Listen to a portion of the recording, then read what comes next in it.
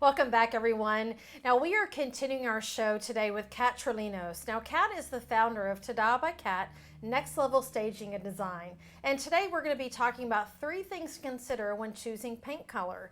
Take it away, Kat.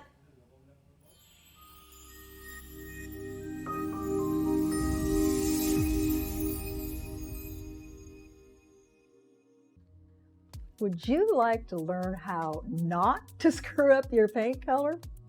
You know, color is complicated, which is why I have personally invested time and money in not 1, but 3 master certifications, which has allowed me to pull together the complexities and nuances from 3 different instructors to help me distill a foolproof system every time, so I can help my clients make the right decision the first time, saving them tons of hard-earned money, precious time, and unwanted headaches in the process.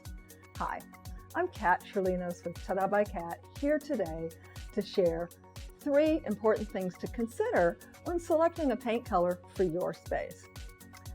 First off, you want to look around and determine what are what I call fixed elements, meaning items in the space that will not be replaced, they won't be removed, they're not going to be refinished, painted, or changed.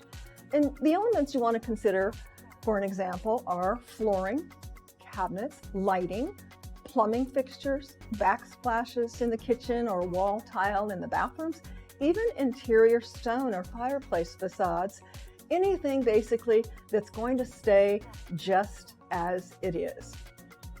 Number 2, now you've determined the fixed elements. Next, you need to ask yourself, do these elements all fall into a warm tone family, or possibly do they fall into a cool tone family? As a rule, warm colors, those in the orange, red, and yellow families, while cool colors are in the green, purple, and blue families. Remember, the color wheel from grade school and art class? So, aside from appearances, what separates warm colors versus cool colors? It all comes down to how they make you feel. Generally, warm colors are more vibrant, stimulating, and playful, while cool colors are tranquil, calming, and can be refreshing.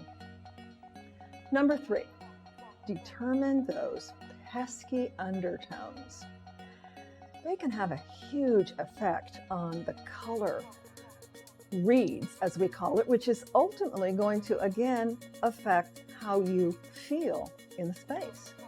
And you may end up with those unwanted undertones that clash with the desired effect you're going for. So an easy solution is to paint a movable sample board that you can move from space to space at different times of the day to help you determine the desired look and feel. So number 1, determine the fixed elements in the space. Number 2, is it warm or is it cool? And number 3, determine those undertones. I've got a bonus tip for you. If you use a charcoal gray or white piece of paper for a background against existing paint, so the current paint doesn't reflect and again not give you the color you're going for or the hue that is going to be red, while it balances on other elements of the home and light. These 3 items will put you on the fast track for not screwing up your next paint selection. And you'll be well on your way to selecting the perfect color for your space. Use these helpful tips and you'll be glad you did.